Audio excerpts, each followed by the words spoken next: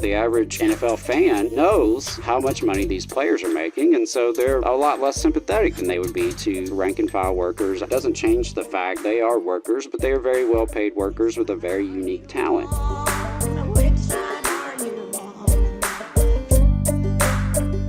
There's another union controversy that has been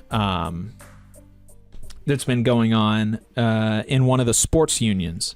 The NFL Players Association has been engulfed in controversy, and I don't watch sports a whole lot, and so I have not been following this. Adam, I know that you watch sports more. You watch football a little bit more. You're more kind of plugged into this, and so we wanted to cover this and talk about it a little bit. And, one of the things that you've said when talking about the NFLPA that has really stuck with me is that the NFLPA and sports contract negotiations that's the only time that many people see unions covered in the news. And so when the sports unions, when there are problems within them, it is like disproportionately bad for the labor movement, which they are a part of, and the NFLPA is now part of the AFL-CIO, and now there's a sports council on the AFL-CIO, and so there's like a real direct reflection on the rest of the labor movement when the NFLPA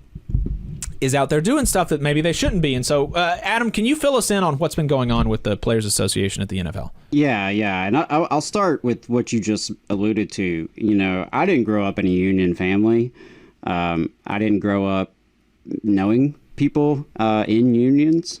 I grew up in Mississippi, which has even less union density than Alabama. And even when I moved here to Alabama, I didn't really encounter unions. Where I first really learned about unions outside of school was through ESPN and listening to sports radio and sports talk on TV and hearing about the basketball players and the football players and the baseball players and their unions and their contracts. And that's probably, as far as I can recall, like the first times I ever really heard the words collective bargaining agreement and things like that, or grievance, was through sports. And so I think you're right. It is a very visible element of our labor movement. It's also, there's some contradictions and interesting aspects to it, because these are workers. Let's put that out there first, right? These athletes are workers. They are selling their labor in exchange for money. But unlike most of us workers, they are making, significantly more money than most of us. Now, there are significant disparities. Not everyone's making Tom Brady and LeBron James kind of money in professional sports. These careers are often short-lived. They're very dangerous. There's a lot of long-time impacts to both your career and your health. So, all those caveats out of the way, it is important to know what's going on with the sports labor world, because it is such a visible element of our movement, and folks will be, encountering this. People who will not tune into the Valley Labor Report, or who will not read labor notes, but who will follow sports and hear about these kind of scandals. And so, we're going to talk a little bit about why union leadership integrity matters, and why rank and file engagement is really critical to holding leaders accountable. And this scandal from the NFL Players Association is a stark reminder. When leaders misuse our dues, our movement weakens. So Lloyd Howell Jr. was the executive director of the NFL Players Association. He resigned July 17th. After revelations, he charged union funds for strip club outings. So in one case, Howell billed the union nearly $739 for a limo ride and a driver waiting outside Tootsie's Cabaret in Miami for 7 hours. In another outing during the NFLPA Summit in Atlanta, he and two employees racked up roughly $2,426 at Magic City Strip Club, withdrawing cash from club ATMs and charging VIP rooms. Now, these expenses were labeled on reimbursement paperwork as, quote, player engagement event to support and grow our union. Now, according to ESPN, union policy didn't explicitly ban strip club expenses. So I will say that, to be completely transparent, they could plead ignorance. But come on now, that's pretty misleading. You're pointing to that, right? Like, well, it didn't technically say I couldn't do this. Come on now. You can't do this. You cannot use the union's credit card to charge for VIP rooms at the strip club. That's ridiculous.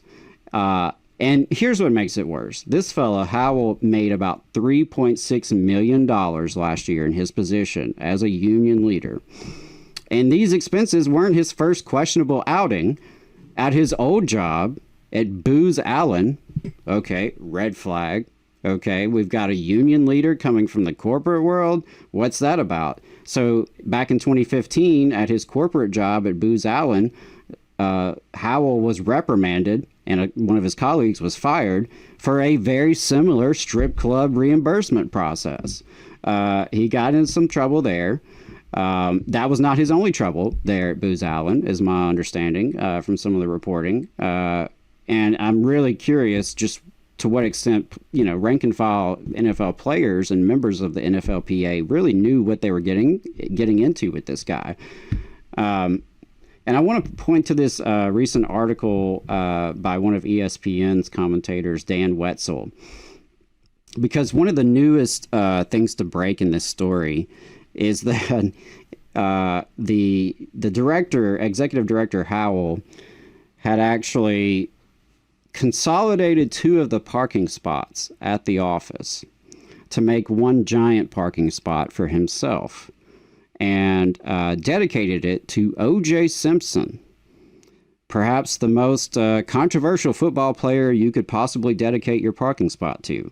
And so that's been making the rounds. It's been getting a lot of news and commentary. And I'll quote from Wetzel here from ESPN. Of all the details concerning the tenure of now former NFL Players Association leader Lloyd Howell Jr. uncovered by ESPN, the one about his parking spot at Union headquarters is fairly inconsequential. It's a parking spot, after all.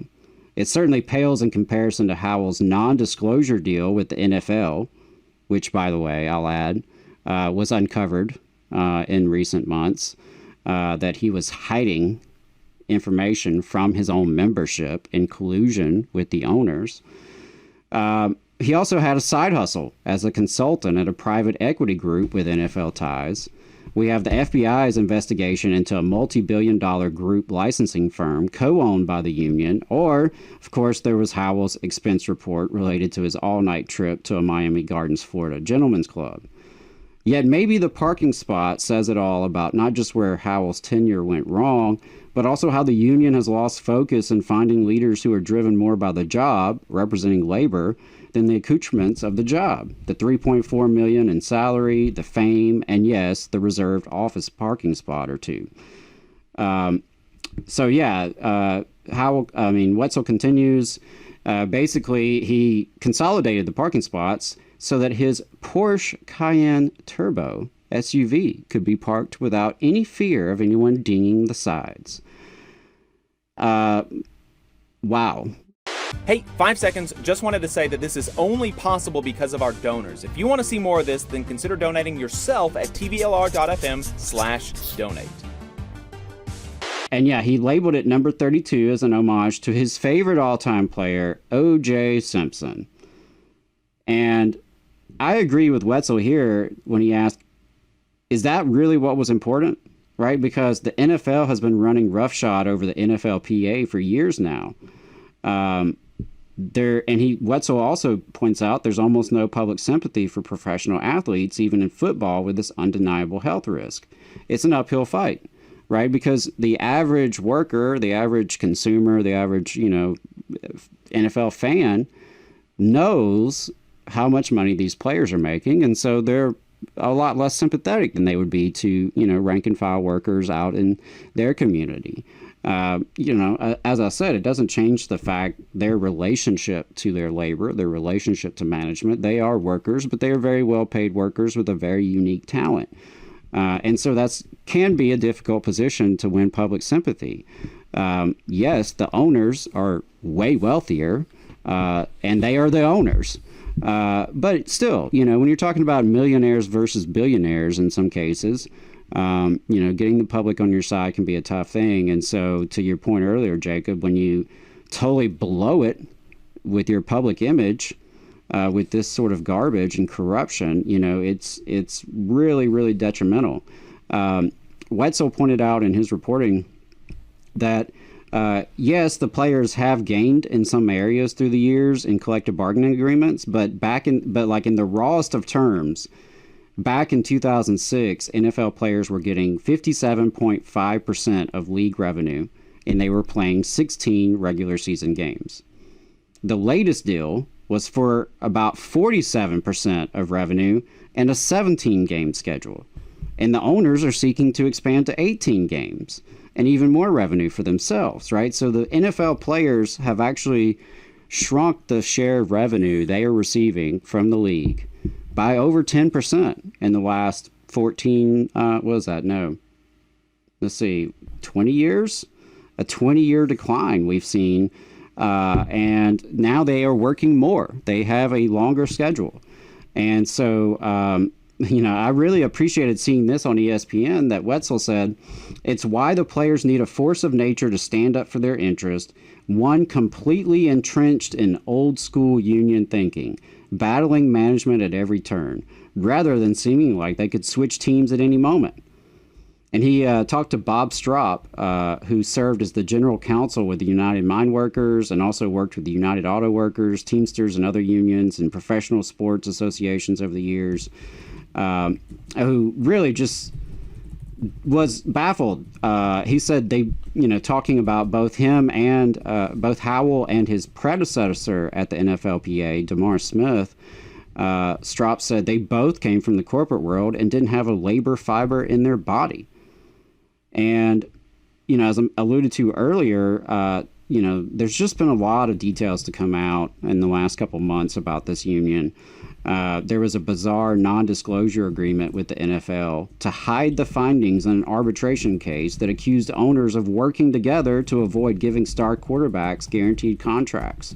The owners were clear to collusion, but the arbitrator's ruling concluded by clear preponderance of evidence that the commissioner, Roger Goodell, and the league's general counsel urged owners to restrict guaranteed contracts. And then Pablo Torre, who is a sports writer and podcast host, first obtained the ruling. And, this could have been a victory for the union. It could have been an organizing issue. But instead, he buried it. The union head, Howell, buried this. And so, there's questions that have come up about his corporate career and basically how did this guy even get to this position? And something else Bob Strop said, the veteran labor lawyer, talking about the strip club incident. This isn't just embarrassing, he said, it's a betrayal. This is the kind of sexy thing that gets the attention of the U.S. Department of Labor. And, so that's definitely out there. Pat McAfee, who is, on ESPN, like, oh my God, all the freaking time. He's a former NFL punter. He said on X that the NFLPA has been run by leaders who are more focused on personal status over player advocacy, hiring friends and using player dues for their benefit. And so what are some of the lessons here we can take away from this? What's, something... Because obviously, I'm not an NFLPA member. I'm not a professional athlete, and I imagine vast majority of our listeners are not. But most of us are workers, and many of us are union members. So, what can we take away from this scandal? First of all, expense transparency is non-negotiable. Dues fund our collective power, not personal intelligence, and every dollar must be accounted for. Right? That's how we should operate. We pay dues, and we talked about this at the start of the show this morning, because a lot of corporate entities like to scare people about dues. First of all, dues are never as expensive as they portray them to be. Second, dues are always going to be less than what you gain from your contract, right? Whether it's pay raises or benefits or other victories you achieve. So you're always getting more for your dues than what you're paying in. But there's a lot of responsibility with that. If you are a leader, if you're an officer, if you are traveling on the union's dime, if you are receiving any sort of salary or stipend on the union's dime, that's really important that you're responsible. And it's important that we as the rank and file members hold people responsible. We have to make sure we're holding people accountable and ensure that, there really is transparency there. And there's a need for checks and balances, right? Locals need finance committees with real power to audit and disclose and question leadership spending. Anytime you see a scandal like this, often what you see is a lack of checks and balances, where some people are in power and they're able to get away with things, either, under darkness or just because no one is really checking up on it. And so that leads me to my last point there, that active rank and file oversight is so important. And I get it. It's really hard. We're all busy. We work. That's why we're in the union, right? We're workers and we have jobs and we have responsibilities and we have families. But these institutions belong to us as the members. And unions are tools to make our lives better. And they are human institutions. So they're as flawed as the humans in them and as flawed as the humans leading them. They're never going to be perfect. But that's why we work collectively to try to hold people accountable, to try to ensure things are running smoothly. It's important that rank and file members, stewards, others are engaged, keep demanding openness, ensure accountability, and have protections in place to where if leaders do abuse your trust, you can hold them accountable, including getting rid of them. That's really important. And so, it's not something that's easy for us to talk about as unionists, right? Because we don't want to acknowledge bad news. We don't want to acknowledge our sore spots. But it's not a secret that corruption has been a problem in the union movement over the years and various levels at various points. And that comes with any institution. Where there's money and power available, there will always be incentives towards corruption, towards selling out, towards personal gain. And that's why it's up to us as the members to hold everyone accountable, to be engaged, to know what's going on. And that is the beautiful thing about a union, is that when a union boss, quote unquote, which is an elected leader, right?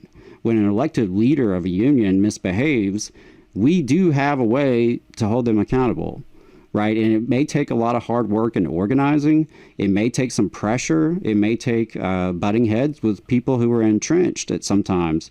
But we do have that ability, and that's really important. Union money is not a perk.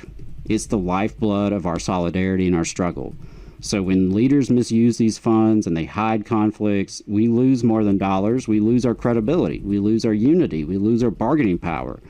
So, in light of this scandal with the NFLPA, I do want to just encourage you to, check into your local's finances, look at the expense reports, look at what kind of oversight and checks and balances you have in your constitution and bylaws. Do not let the dues become a slush fund, because that is not why we pay dues. We pay dues to win better lives for ourselves, to support our brothers and sisters, not for anyone's personal gain. And ultimately, that power depends on a lot of trust. So we have to build that together.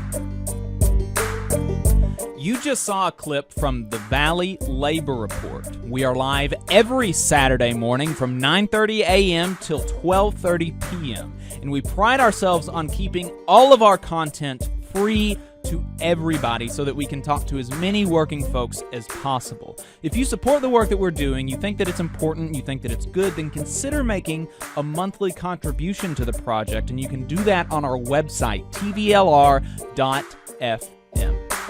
Which side are you on?